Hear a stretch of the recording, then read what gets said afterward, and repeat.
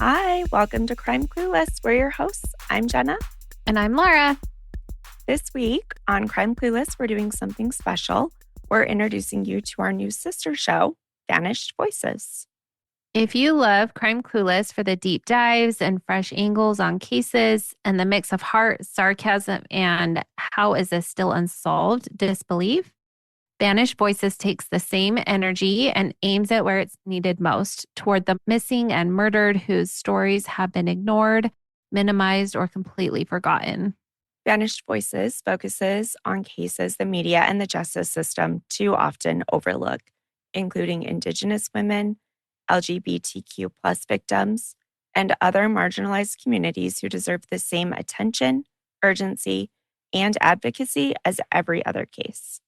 And today's episode, the heartbreaking disappearance and murder of Sonya Ivanoff, is one we believe everybody needs to hear. Her story matters. Her friends, family, and community have never stopped fighting for change to ensure her story helps with policy change for others in her state. And today, we're helping amplify her voice. So sit back, settle in, and welcome to Vanished Voices, where we honor the missing, demand justice, and refuse to let those stories fade away. We hope you enjoy this episode. You can find Vanished Voices on all major streaming platforms or visit our website at vanishedvoicespodcast.com. And as always, refuse to be clueless, careless, or caught off guard. Not today, murderers. Enjoy.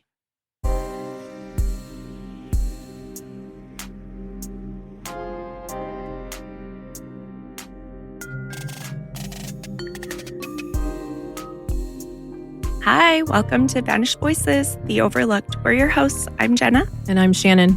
How are you today? I'm good. Good. I was researching various cases and I came across this one from Alaska, which I had not heard before. It just pulled at my heart again. They all do, but I knew we needed to cover it. Should we get going? Absolutely. All right. On a cold August night in 2003, a young woman walked through the streets of Nome, Alaska, and vanished. Her name was Sonya Ivanoff. She was 19, Inupiaq, and the fourth of 6 children. She grew up in a tiny village of Ambler on the Kabook River, a place where the summers are short and everybody knows everybody. The Inupiaq way of life shaped her. Hunting, family, community. Those who knew her describe her as goofy, fun-loving, athletic. She loved basketball. She had dreams of attending school in Hawaii. She had moved to Nome just a year before her death. Sonya's story is not an isolated tragedy. It is woven into the pattern of violence, neglect, and systemic failure. Sonya was born on April 13th, 1984 to Larry and Maggie. Her family, like I said, lived in Ambler, Alaska, which is about 45 miles north of the Arctic Circle. Oh, wow. Yeah, really far north. So that's cold all the time. Yeah. And now I see why they say there's not a lot of sunlight. Mm-hmm. But a lot in the summer. Oh, okay. So they get the whole 24-hour. Mm-hmm. I asked somebody from Alaska what that was really like. And they said, what, like with the daylight, the 24 hours of daylight, you can still tell when it's like true daylight and when it's night daylight because it's just a little bit, it's dimmer. Oh, so you can still tell the difference, but it is still like, it just never gets dark. Yeah. And so I think it's the opposite for when it's the 24 days of night where you can see where it's dark and then you see it get lighter, but it's just still like probably dark. Dusk. Yeah. So I thought that was cool because I was like, what does that look like? Yeah. I've never been, but I never have either. Love to go. Ambler is about 400 miles north of Anchorage, and you can't get to Anchorage from either Ambler or the city she moved to, Nome. You have to take a flight. Oh, wow. I was trying to find how far they were. Yeah, no, I feel like I've heard of Nome, but I have not heard of Ambler. So Nome is about 145 miles south. Okay. Like southwest of Ambler. Pretty far out there. It's over 300 miles away from Anchorage. Ambler only has about 300 residents. Oh, wow. That's small. It is. And in fact, today it's more like 210. Wow. So the 300 was back in 2003. So when we say that everyone knew everybody, that is next level of knowing everyone. She had a big family. She was close to her parents and all of her extended family. Friends remember her infectious laugh, her love of basketball, and the hardworking student that she was, often on the honor roll. She was 5'11" and excelled on her high school basketball team. Her family remembers her as goofy, always willing to help others. Former Alaska State Trooper Eric Burrows, who later investigated her murder, recalled that she was well known in Nome, the city she moved to, as well as, quote, a good basketball player, and she was well liked. So Sonya, like I mentioned, was Inupiaq, one of the Indigenous peoples of Alaska. The word Inupiaq means real people or genuine people.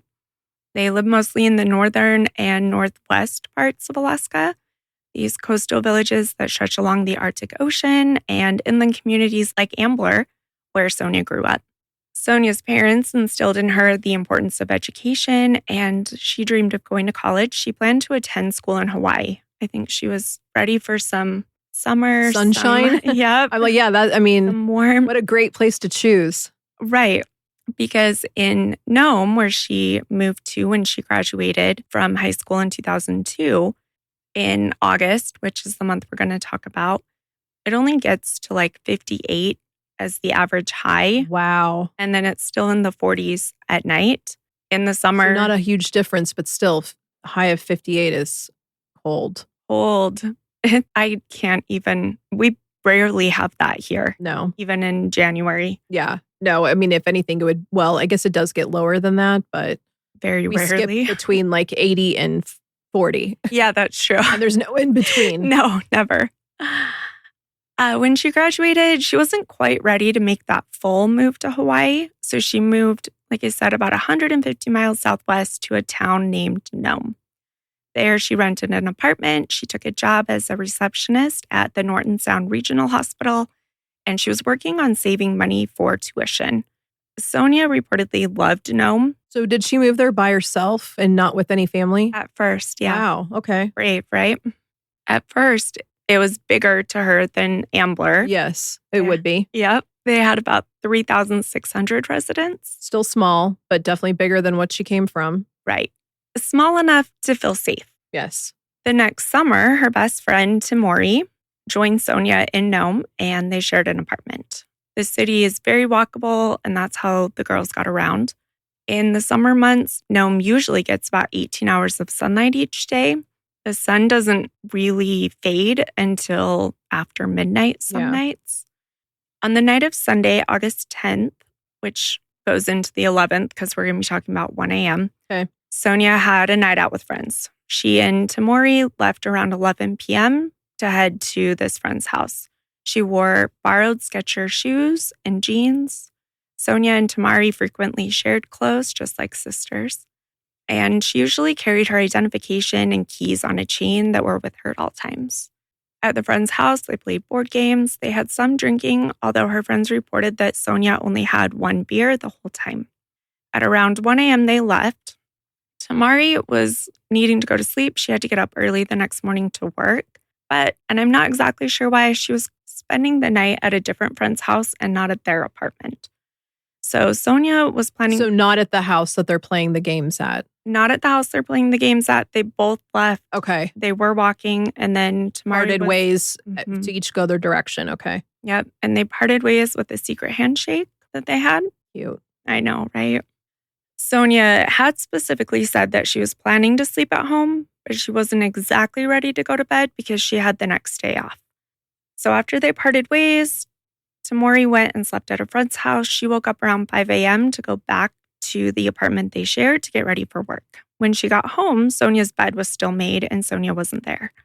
This was odd, but not panic-inducing yet. She figured, all the things Sonya could have decided against going back home and stayed out at a friend's and then just spent the night there. A lot of different reasons why she wasn't home. Right. Understandable. Yeah. So Timori got dressed and headed to work. She worked at the Aurora Inn, where she was a receptionist. A lot of days when she was working there, Sonya would call, they would chat. She had a lot of downtime. And remember, we're in 2003, So a lot of people didn't have cell phones, or they had limited minutes, limited texts. I remember. Yep, easier. I remember like, hey, you're almost at your text limit. Yes. Yeah. And then, you've reached your minutes for the month. Mm-hmm. Or what was it, after 7 p.m., then you would get like the free minute, the free long distance or whatever. So that's when, yes. Yep, that's when you would make those calls you've been waiting on. Yeah, sorry, it's 7 p.m. now. I can start talking. Exactly. On that day, though, Tamori didn't hear from Sonya at all. She was getting worried that she hadn't heard from her. She didn't see her at the apartment when she went to work. So she called Sonya's sister, and I'm sure her stomach dropped when Sonya's sister said she hadn't heard from her either. And this is the point where she tried to convince herself that maybe she was overreacting, trying to come up with more plausible reasons. So was it not normal for the sister not to hear from her daily also? Right. Okay. On Tuesday, so we're talking Sunday, around 1 a.m. they part ways. We have all day Monday. Tuesday morning came, still no sign of Sonya, no contact. Tamori's in panic mode.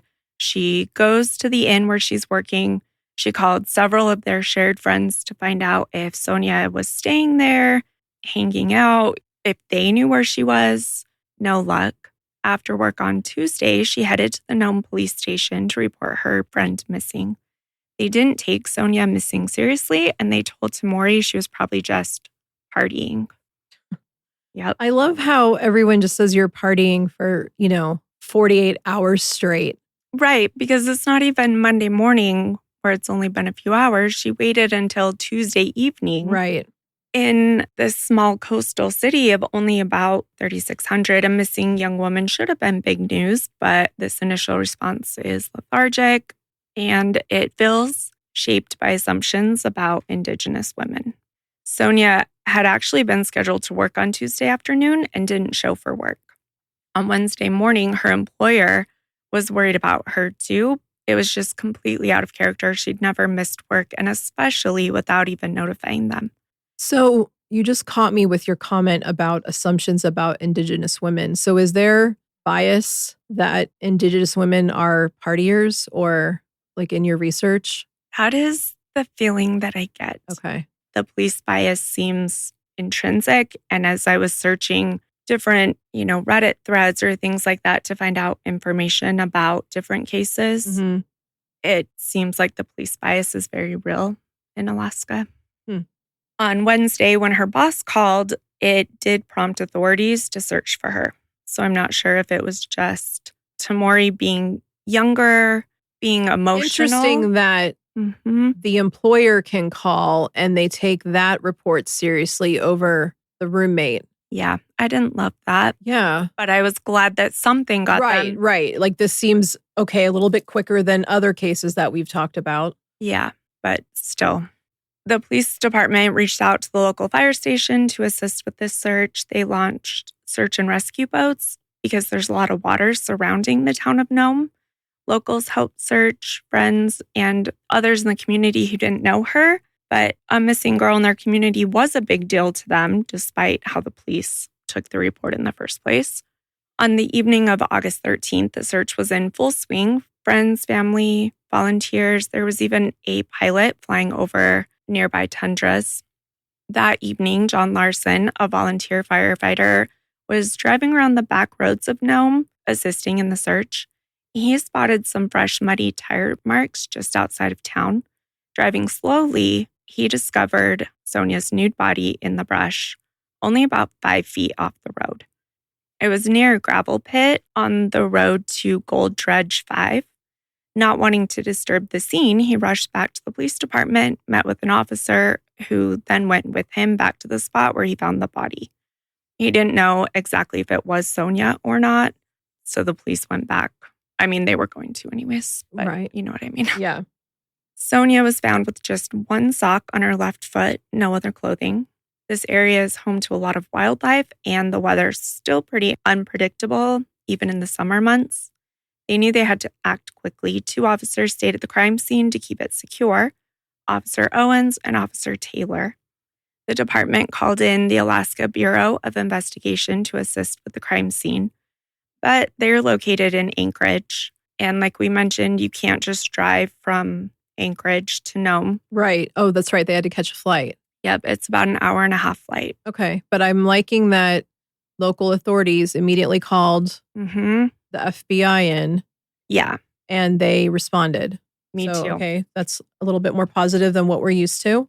Well, hang on. Oh, am I jumping ahead? I mean, the response so far is more positive for Yes. sure. The Alaska Bureau of Investigations did get to the scene the next morning. On Wednesday night, after she was found, other officers traveled to tell Sonya's family the heartbreaking news. The next day, when the ABI got there, they secured the scene with tarps, laying them all over the surrounding trails to protect any potential evidence. They had also brought a criminologist with them, Carrie Cathart. Did they know at this point it was for sure Sonya? Mm-hmm. Okay. Yep. I think just by physical description, Okay.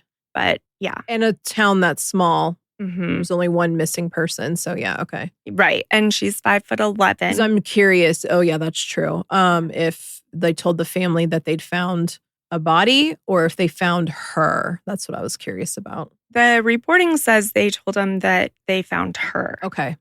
The criminologist was great. At the scene, they found a lot of traces of blood. They found tire tracks, the things that they hoped to find to help with this investigation.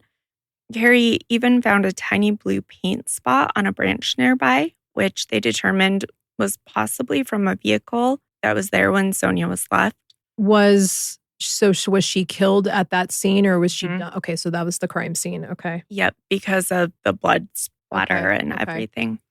Where they found the paint spot, they believed that the vehicle was either a truck or some kind of larger SUV. The tire tracks they found proved interesting. 3 tires matched and one was different. Okay, so blue, which is not a common, I would say, SUV color. Mhm. And then tires that one doesn't match. So that's helpful. It is. The state medical examiner determined that Sonya had been shot in the back of the head, basically execution style with a .22 caliber fired at point blank range. They found bruising all over her body, but when they conducted a rape kit, they found no signs of sexual assault. Back at the crime scene, knowing she had been shot, they were looking for shell casings. None were found. This was their first clue that whoever did this knew that the casings could be traced back to a gun and would provide evidence that could be used later on. There was blood at the scene. She had been killed there, so investigators determined that some evidence had been cleaned up. And in fact, they found absolutely no physical evidence on Sonya that could help catch her killer. No skin cells under her fingernails, no fingerprints, no hairs or fibers, nothing. Where was she shot? The back of the head.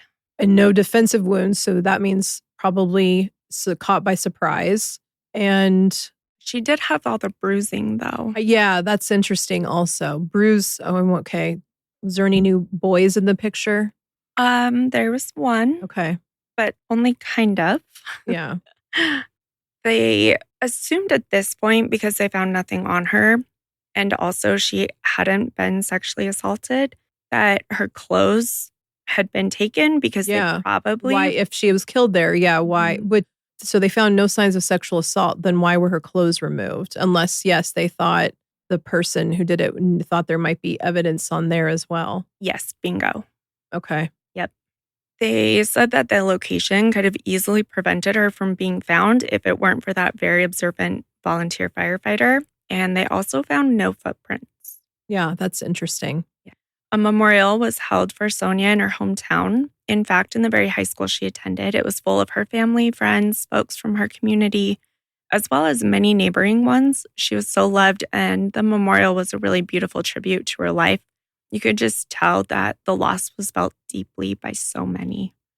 Back to the investigation. With the lack of evidence, they had to start with Sonya's inner circle. Some friends pointed to a man that we will call K. They suggested that while the two were just friends, they thought he might actually have had feelings for Sonya that were not mutual. He agreed to speak with officers, and he told them the two hadn't spoken in about 2 weeks. He also told them that he had been out of town on that Sunday night, about 75 miles away, hunting with friends.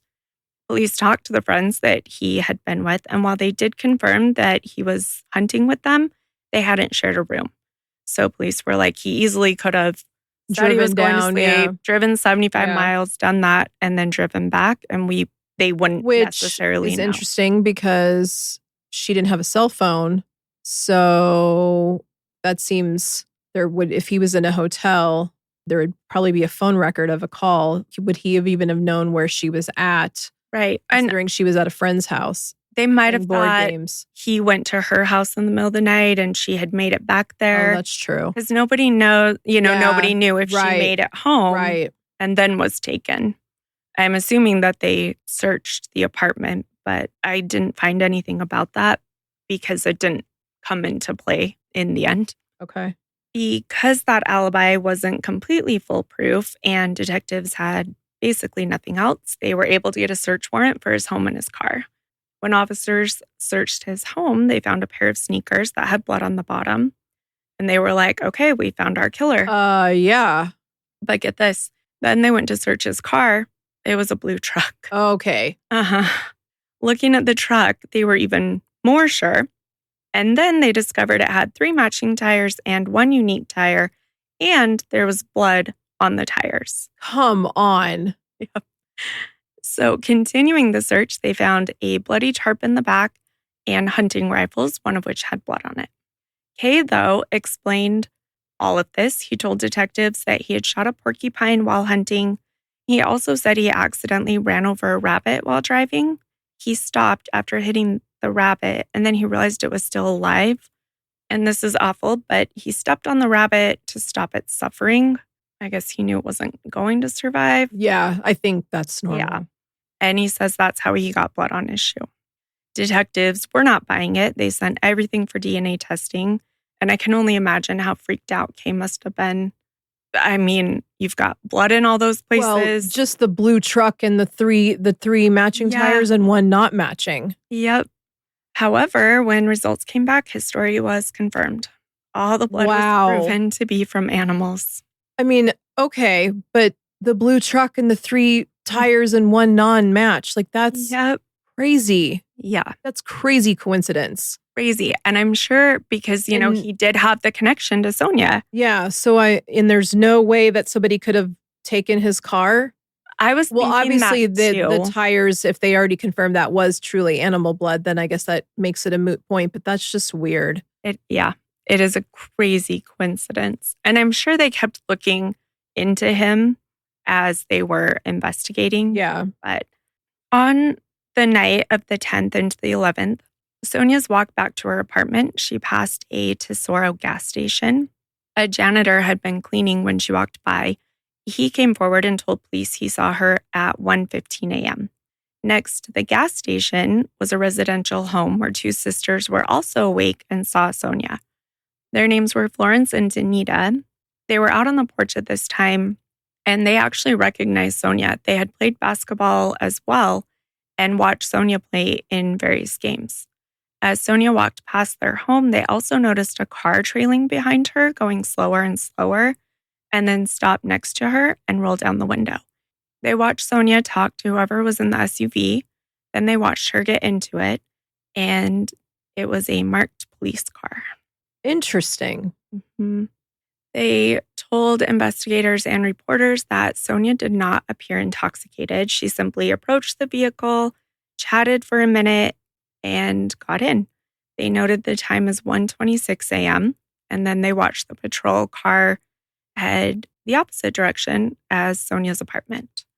When the 2 heard that Sonya was missing, they reported what they had seen immediately, but curiously, the tip was lost and not investigated for weeks on end. The police department at the time owned 3 white Ford Expeditions. 2 of the Ford Expeditions were older models, and one of them was a newer model. On the night Sonya was murdered, there were just 2 officers on duty that night. That means that 2 of the 3 cars were being used, one of the older ones and the newer one. And really, only 2 officers in a police vehicle could have picked Sonya up. The 2 officers patrolling Nome that night were Officer Pescoya and Officer Owens.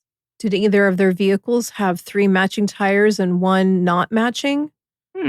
Yeah, one of them did. Oh. And I'm guessing the blue was from police. Right, the letters. Yep. On that night, Officer Pescoya was driving the newer car, which was vehicle 983, and Officer Owens was driving one of the older cars, vehicle 322. Both officers were responding to a domestic violence call from 12 a.m. to 1 a.m. After leaving the scene, they temporarily parted ways. Pescoya headed back to the station to make the domestic violence report, and Owens said that he was on bar closing patrol at 2 a.m. Then What is bar closing patrol? I'm not exactly sure. Is that just to try and catch people leaving a bar to get them on DUIs? That's what I was assuming. Interesting. Yeah, or to make sure no fights broke out. Yeah. I couldn't find either if that was something they did every night. Yeah. Or what that's about. Interesting. Yeah. I've never heard that term. I hadn't either. Just before 3 a.m., the officers reconnected and Owens dropped Pescoya off at home, meaning that between 1 a.m. and really 3 a.m., because we don't really have any records Right. what Owens or Pescoya were really doing during that time frame. Wait, so they could they prove that the one was really back at the station doing the write-up? Yeah. Okay. So Pescoya did do the write-up and was at the station. Owens was unaccounted for. So really for 2 hours he was unaccounted for. Right.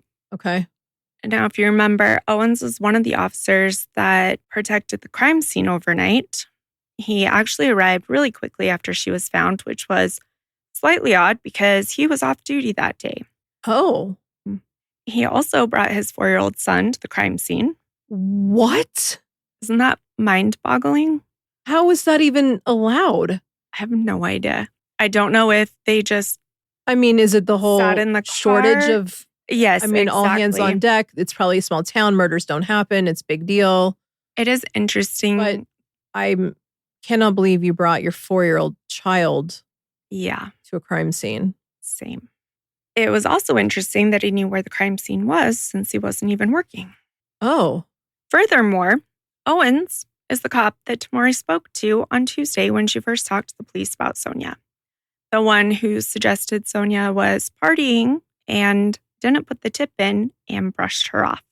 And I'm assuming because he was on duty on Wednesday or Tuesday night, and then he wasn't supposed to be on duty on Wednesday, a different cop took the phone call from the hospital. Ah. So I don't know for sure if that is why, as opposed to them looking, or if she talked to more than one cop. Yeah. When she went in on Tuesday night, but Owens was the first one she talked to. Interesting. Mm-hmm.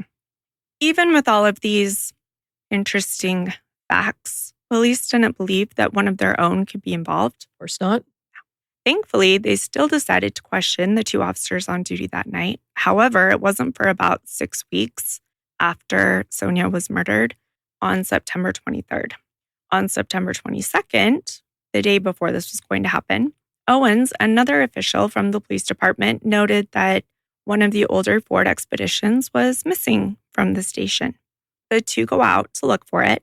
After 2 hours, Owens calls the other officer to explain that he found vehicle 321, so not the one he was supposed to be in on the night it happened, the other one, in an old gravel pit just outside of town. This is around 2:50 a.m., and it's just across from where Sonya's body was found weeks earlier. Minutes later, Owens said that shots were fired by an unknown source. So quickly, backup officers arrived at the scene. They're armed, they're ready. The officers were met with nothing. Owens said, the alleged shooter must have fled. I wish you could see Shannon's face. What? Mm-hmm. So they brought the car back in. They found no fingerprints anywhere on the car. On the front seat, they found an envelope with Sonya's ID in it and a letter. Here's what the letter said, and these are not my words. It said, quote, "Pigs, I hate cops. I hate every one of you. Sonya was just a person in the wrong place at the wrong time. I do not know her. As you can see, it was easy for me to take your pig car keys right there. It was not her fault. She thought I was a pig and shit just happened. She was just a person and I wanted to see if I could that night. Every one of you should be more careful. I watch every move you make. You leave me alone, and I will leave you alone. I will also shoot you in the head if you get close. So, quite the letter, I guess. However, fortunately, investigators did not feel like the letter was legit. In fact, they began to suspect that a cop had actually written the letter with the sole purpose of trying to not sound like a cop, which, yeah. That's interesting also. Questioning was supposed to be on the 23rd. Officer Pescoya showed up for his interview. Owens did not. He claimed the shooting was Shocking. too traumatic and he couldn't fly to Anchorage to be questioned as planned. You're a police officer, so you've been trained to handle that kind of situation. Yeah, he just needs a minute, Shannon. Just a minute. Just a minute to regroup. Yeah. The local police's initial handling of Sonia's disappearance did come under scrutiny. Many in Nome felt that the MPD had not acted swiftly enough, and because of this, the MPD requested that the Alaska State Troopers take over the case, albeit not for almost 2 months. Eric Burrows, the trooper who became lead investigator, described the environment as a, quote, frontier, where officers sometimes cut corners. Burrows believed from the start that Sonya had gotten into a familiar vehicle, explaining that, quote, Indigenous women were taught from childhood to be cautious around strangers. And later, he said she would have only gotten into a police car if she recognized the officer. So is there any indication that she knew Officer Owens? That I couldn't find. Okay. He is young. He was 28 when this happened. Which, I 19 mean, is still, it's an age gap, but in a small town, Yep. And he could have choices are small. been offering her a quick ride home. Right, because I would It's expect getting she cold. knew him. And yeah, like I wouldn't think anything of a police officer offering somebody a ride home. Right. That's walking in the street. Walking at night and Yep. is female. Yep. Burroughs' hunch soon gained support. The autopsy showed the bullet had a unique rifling pattern. Investigators determined that only 2 weapons in the region matched that pattern: a pistol belonging to a member of the public and another accessible to a Nome officer, Matthew Owens. Wow. Yep. Isn't that horrifying? Mm-hmm. Looking at the note and the whole scenario, Burroughs and his team quickly concluded that the theft had been staged, and the letter likely came from a printer in the police station. Oh, gosh. Yeah. And there was absolutely no sign that anyone else had been in the vehicle. The next break came when a hunter reported seeing a man burning something at a campsite near Council in Coffee Creek, about 75 miles away from Nome. Troopers went out, they shifted through the ashes, and they recovered metal grommets and shoe eyelets, as well as 2 keys. Forensic tests showed that they came from jeans and shoes identical to the clothing that Sonya had been wearing. The first key was replicated and fit Sonya's door. There was also a second key that was found to belong to Owen's uncle. I mean, for a police officer, he's not very smart. I know, he tried to cover up a lot of things, but he did miss. No, it's just making everything worse. Yep. Witnesses also identified Owens as the man at the campsite, and he could not provide any kind of credible alibi for that time frame when Sonya disappeared. So nobody saw him bar closing that night. Nope. I guess he missed that. Yes. He was fired from MPD on suspicion of being involved. He was interviewed shortly after, and he agreed to take a polygraph, which I'm sure he thought he could pass. He did not. According to investigators, he showed deception when asked about picking up Sonya, staging the car theft, and burning evidence. On October 25th, 2003, the troopers arrested him, and on November 4th, 2003, a grand jury indicted him for first-degree murder and tampering with evidence. Owens' arrest shook Nome. He was a police officer. He was married with children. Married? Married. Whoa. Yeah, she actually testifies at his trial, which great, because they separated after. Yeah. There were lawsuits filed later that showed a pattern of harassing and assaulting Indigenous women. After his arrest, many women came forward with stories about being stalked or pressured by him. The city paid around $750,000 to settle those lawsuits because they also alleged that officials knew Owens was dangerous but failed to act. Wow. Mm-hmm. At his trial, prosecutors presented ballistics, the staged car theft, the burn pit evidence. And like we said, that was in Coffee Creek, about 75 miles from Nome. They found evidence that proved Owens had driven the 75 miles to Coffee Creek. So there's pretty damning evidence there. They argued that Owens had used his badge to lure Sonya into his car. He killed her and then attempted to cover it up. Wait, so how did they know, or what evidence did they have that could prove that he had driven 75 miles to Coffee Creek? I'm not sure if it was his phone pinging. Oh, okay. So probably cell phone records. Yeah. Okay. That's true, because a police officer probably did. Well, plus he was married with kids. He probably did have a cell phone in 2003. I had one, and I mean, I did too. Yeah, I wasn't married, but I was married a year at that point. Yeah. Yeah, but I'd gotten a cell phone in 1998. So, although I didn't use it, I helped out a friend that, was a salesperson for them at the time. And so I was like, fine, I'll get one to help you meet your monthly quota. Even though... But then it came in handy because that's when I was still single. So I was like out at the club and I'd give out my cell number. That way people didn't get my real number. So I could screen phone calls. Oh, I had to completely explain what a voicemail box was to Mila today. Oh, wow. Because we were watching something and she had been checking someone else's messages through her phone at her house. Mila was like, what is this even? Oh my gosh. And I was like, yeah, you wouldn't know, would you? Yeah. Yeah, I remember that when you could call from another phone and listen to your voicemails. Yep, that's what I was explaining. Yeah. And why that outgoing message was important. Yeah. Yeah. They had quite a few witnesses that took the stand. One was Matthew's estranged wife. She testified that approximately 4:30 p.m. on August 12th, which is the day before Sonya's body was found, her husband called her saying that he needed to go to work because there was a missing girl. And he asked her not to repeat this conversation. Now, what they were pointing out was that if this call happened at 4:30 p.m., like she said, that means Owens was aware of Sonya's disappearance 45 minutes before Tamori even reported Sonya missing at the station, because she didn't go in until 5:15. And the search wasn't even taken seriously yet, so it kind of feels like he was inserting himself. Yeah, right away. I got to be the one to intercept. Right, I got to find her. Reported. Yeah. One witness also testified that prior to the stolen vehicle incident, Matthew's landlord was at his home and saw Sonya's ID card and wallet in his own living room. I mean, wouldn't your wife question that? I would assume if your landlord can see it, it seems like it's probably just out in the open. My guess would be that he probably lied to his wife and said she brought it in and I accidentally brought it home with I have to return it to her. She left it. Yeah. Yep.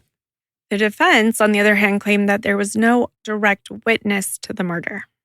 Owen's first trial ended in a hung jury because of lack of DNA evidence. That is shocking. It is, unbelievable. All the things he did to try to cover up seems like that would be enough. It would be if you weren't in your own town with your own people. No, is he from there? So he grew up in that area? He grew up in Florida, but I still think being a police officer in this town. Yeah. Interesting. So at least it was a hung jury and not an acquittal. Right. There was a retrial in late 2005, and they moved it to a town over 100 miles away. At the second trial, prosecutors presented essentially the same evidence that they had at the first trial.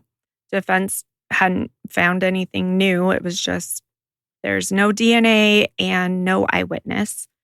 At the second trial, after 3 days of deliberation, this jury found him guilty of first-degree murder and evidence tampering and handed down a 101-year sentence. Nice.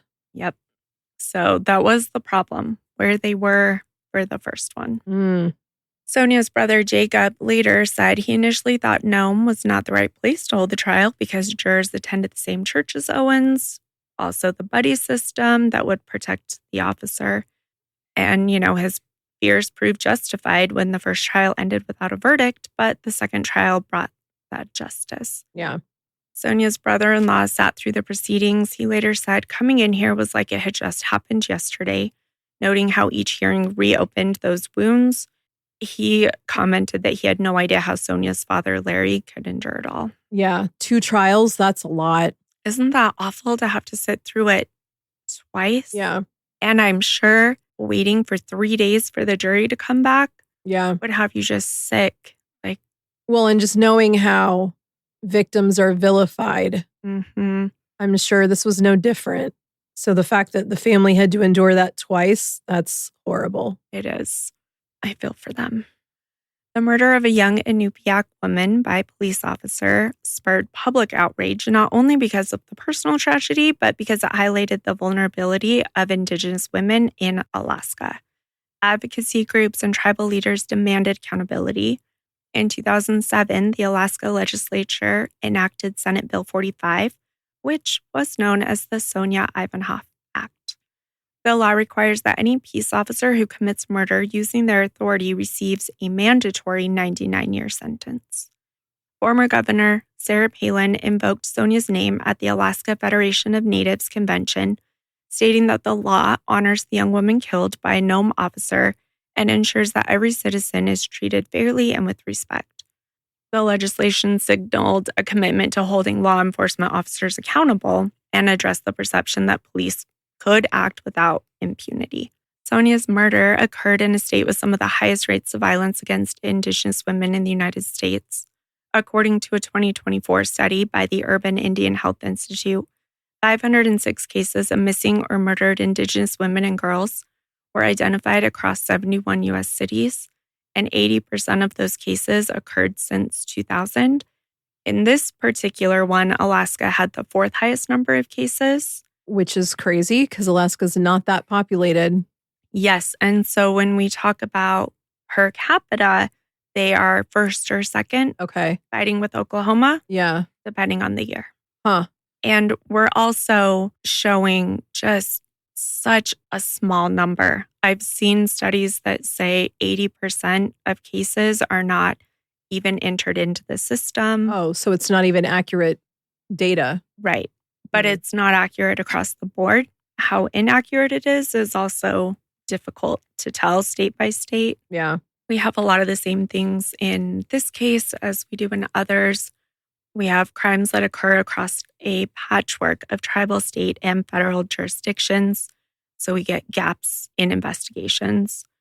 And, specifically with this one, even though police jumped in and started pretty quick compared to most cases that I've researched, they're being hindered from the inside. Yeah. So even when we do get in and we have one agency... Well, especially this one when it ended up being a law enforcement officer. Yeah. Many villages lack permanent police. A lot of times state troopers respond to calls, but the remote distance means hours or days can pass before help arrives, especially if they're one of the further out and you can't get there directly. Yeah. Which, did he ever admit it or explain why? From what I read at trial, he just sat there staring at the charging documents, like with his head down or whatever notes were in front of him, not even making eye contact. Okay. He did take the stand to say that he did not do it. So far, I don't think he's ever said that he did it. Okay. Lisa Ileana, an advocate for the Alaska Native Women's Resource Center, has highlighted the need for better policies and cultural competency training. In an Associated Press interview, she stressed that the MMIW crisis demands more than statistics, even though it demands statistics to get funding, and those are hard to get to.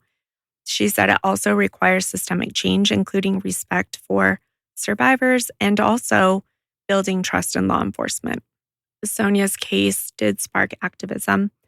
The Ivanoff family and other Nome residents joined protests and town meetings demanding reform.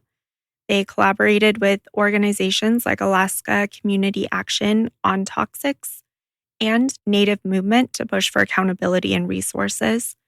Sonya's case became part of a national conversation about the vulnerability of Indigenous women, along with cases like those of Ashlyn Mike, Savannah Graywind, and Hannah Harris. In the months after Sonya's murder, Nome's residents grappled with grief and anger. The shock of learning that a police officer could be the killer eroded trust further in local law enforcement. I mean, taking so many steps backwards. Oh, for sure. Police Chief Ralph Taylor acknowledged that the arrest of one of his officers was devastating, saying that the department would have to work really hard to regain the community's trust. And I think when all of those women came forward with allegations against him, and also that the department knew, that's going to take a long time. Yeah. The city's response included internal reviews and an agreement with the Civil Rights Division of the U.S. Department of Justice to improve the handling of sexual assault cases. The Nome City Council held public hearings, and citizens testified about experiences of being ignored and mistreated by police. Passage of Sonya's act was more than symbolic. It did establish that mandatory sentence for police officers. While Alaska already had severe penalties for murder, the act ensured that officers could not receive leniency. Some critics argued that mandatory minimums limit judicial discretion, but supporters saw it as necessary to deter abuses of power. I mean, I think this one's kind of obvious. Yeah, agreed. To her family, Sonya is not defined by the manner of her death. She's remembered as a daughter who loved to pick berries, a sister who teased her brothers, and a young woman who planned to study medicine or go into education. Her brother-in-law spoke at length about the pain of returning to court for those hearings. He said, despite the sorrow, he emphasized that speaking out was necessary to honor her memory and to protect others. Her case has been used in training sessions for police and prosecutors about evidence collection and community relations. The Alaska Department of Public Safety introduced policies to improve responses to missing person reports, particularly those involving Alaska Native women. Cultural competency training has been expanded, though advocates argue that it is still insufficient. Oh, yeah, considering Native Alaskans are still fourth. Yeah, or first or second, depending on which statistics you're going by. Yeah, that's woefully inadequate. And actually, I feel like those two things are linked. I mean, the fact that they technically should be first or second, but sometimes it's saying they're fourth is maybe partly because those cases aren't getting input into the system. They're not being taken seriously. They're being told the same things. They're out partying. Exactly. Wow, like a lot of women party. That's all we do, right? Right? I guess every day. And if we're missing for 4 days, that's just we're on a just binge. Having fun. Yeah. Isn't that it's just disgusting. It's just gross. Yeah. It is. It's so gross. Man. The murder of Sonya Ivanoff was a profound betrayal by a system meant to protect her. I'm glad that her story catalyzed some of these reforms and has been helpful in bringing reform to Alaska. But again, it doesn't bring her back. As we end this episode of Vanished Voices, remember Sonya was not just a victim, but a vibrant young woman with dreams. Her life and death illuminate the urgency of addressing violence against Indigenous women. By telling her story, we hope to honor her and stand with the many families still seeking answers. Thank you for joining us for this episode of Vanished Voices, The Overlooked. We are grateful you've chosen to spend your time with us as we bring attention to these stories that too often go unheard. If you'd like to learn more about the resources and sources we used in today's episode, visit our blog, linked through our website at vanishedvoicespod.com. Be sure to connect with us on Instagram, TikTok, YouTube. Just search for @VanishedVoices. We'd love to hear your thoughts, feedback, and reflections, and to continue building this community with you. If you found value in today's episode, please take a moment to rate, review, and share the podcast.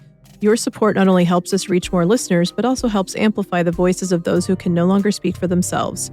You can find Vanished Voices on Apple, Spotify, Amazon, YouTube, and all major streaming platforms. As always, refuse to let these voices vanish. Bye. Thanks. Bye-bye.